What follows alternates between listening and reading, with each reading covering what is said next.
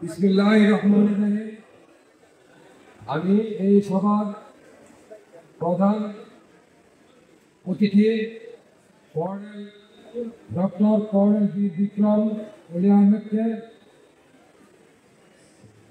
সালাম জানাই, সভাপতি রেদওয়ান আহমেদকে সালাম জানাই এবং যারা আছেন সর্বকনিষ্ঠ সবাইকে আমার সালাম ও শুভেচ্ছা।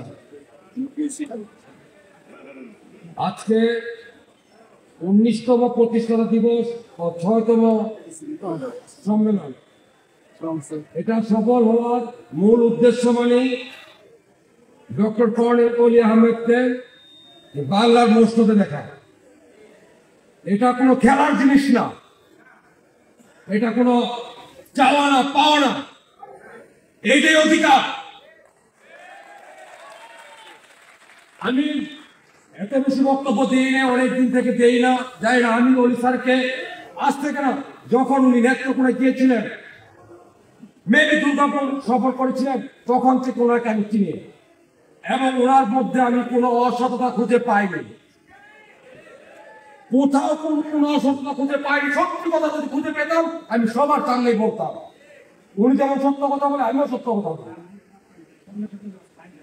আমি 19 তারিখ আমি ওনার প্রতি হাইলি প্লিজ, 19 তারিখ যখন উনি প্রধান সমন্বয়ক অনুপ সাহেবের সাথে আলোচনা করে উনি যখন সংবাদ সম্মেলন করছিলেন, তখন তিনি বাংলাদেশকে পরিচয় করে দিয়েছিলেন যে বাংলাদেশ করার মাস্টার মাইন্ড কে। 25 তারিখ বঙ্গবন্ধু শেখ মুজিবুর রহমান ভাষণ দিয়েছিলেন, কিন্তু উনি কোনো কিছু ঘোষণাই করেন নাই, সবকিছু ফেলে রেখে চলে গিয়েছিলেন। 26 তারিখ শহীদ জিয়াউর রহমানকে দিয়ে ডক্টর কর্নেল অলি আহমেদ সাহেব স্বাধীনতা যুদ্ধ ঘোষণা করেছিলেন। ওই ঘোষণায় দেশ স্বাধীন। ওনার জীবনে যা করেছেন, বিএনপি প্রতিষ্ঠিত করেছেন জিয়া রহমানকে দিয়ে, না করে নাই? বলেন করে নাই?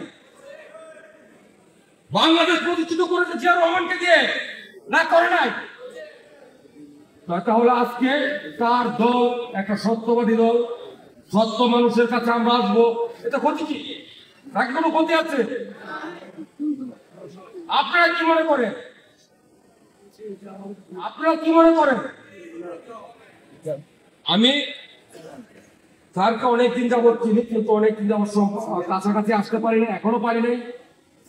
তো আমি 27 মাস আগে একটা কমিটি করেছিলাম, আজকে হয়তো এটা অনুমোদন হয়েছে, তাই আমি অনেক কিছু হয়তো ভুল বক্তব্য বলতে পারি।